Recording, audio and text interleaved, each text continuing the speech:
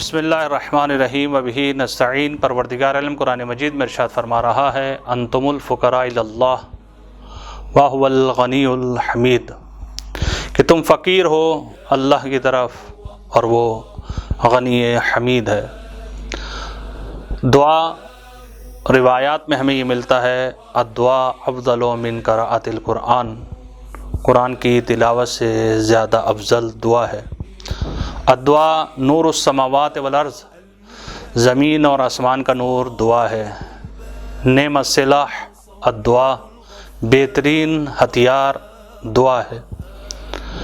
اطفئوا ابواب البلاء بالدعاء، بلاؤں کے دروازوں کو تم بند کر دو دعا کے ذریعے سے۔ دعا یہ کرنی چاہیے پروردگار عالم سے، الہی لا تکلنی طرفۃ عین ابدا، کہ پروردگار عالم تو مجھے پلک جھپکنے کے برابر بھی میرے نفس کے حوالے نہ کرنا۔ اے خدا، اگر تو نے مجھے میرے نفس کے حوالے کر دیا تو یہ نفس مجھے ابھارے گی غلط کاموں کی طرف، مجھ سے غلطی سرزد ہو جائے گی۔ اس لیے خدایا پلک جھپکنے کے برابر بھی مجھے میرے نفس کے حوالے نہ کرنا۔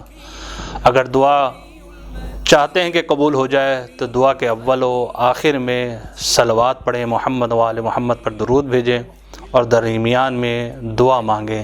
یقیناً اول و آخر جب خدا قبول کرے گا تو وسط کی دعا بھی حتماً قبول ہوگی۔ ایسا نہیں ہے کہ دعا ہماری قبول نہیں ہوتی، ہر شخص کی دعا قبول ہوتی ہے، لیکن قبولیت فرق کرتی ہے۔ بعض اوقات دعا مانگی اللہ نے قبول کر لی، بعض اوقات دعا قبول نہیں ہوئی، کوئی بلا نازل ہونی تھی وہ ٹل گئی۔ اس لیے دعا کمیل میں آپ کیا پڑھتے ہیں؟ اللہم اغفر لی الذنوب التی تنزل البلاء، خدایا میرے وہ گناہ معاف کر دے جس کی وجہ سے بلائیں نازل ہوتی ہیں۔ بعض اوقات بلائیں ٹل جاتی ہیں، دعا مانگ رہے ہوتے ہیں۔ اور تیسری بات یہ کہ اگر دعا قبول ہو جائے بہت اچھا، نہ ہو بلا ٹل جائے یہ بھی اچھا ہے، ورنہ آخرت کے لیے ذخیرہ کر دی جاتی ہے۔ اور جب قیامت میں انسان جائے گا اور جب اس کو انعام و اکرام ملے گا تو یہ بندہ کہے گا پروردگار عالم یہ کیا ہے؟ کہا جو تم دعا مانگ رہے تھے اور ہم نے پوری نہیں کی تھی، اس کا صلہ ہے، اس کا اجر ہے، اس کا پاداش ہے۔ تو یہ کہے گا کاش میں زندگی میں دعا ہی مانگتا رہتا اور میری کوئی دعا قبول نہیں ہوتی۔ اس لیے بعض بزرگان دعائے قنوت میں یہ پڑھا کرتے تھے اللہم صل علی فاطمۃ و ابیہا و بعلہا و بنیہا و سر المستعود فیہا ان تصلی علی محمد و آل محمد ان تفعل بی ما انت اہلہ ولا تفعل بی ما انا اہلہ۔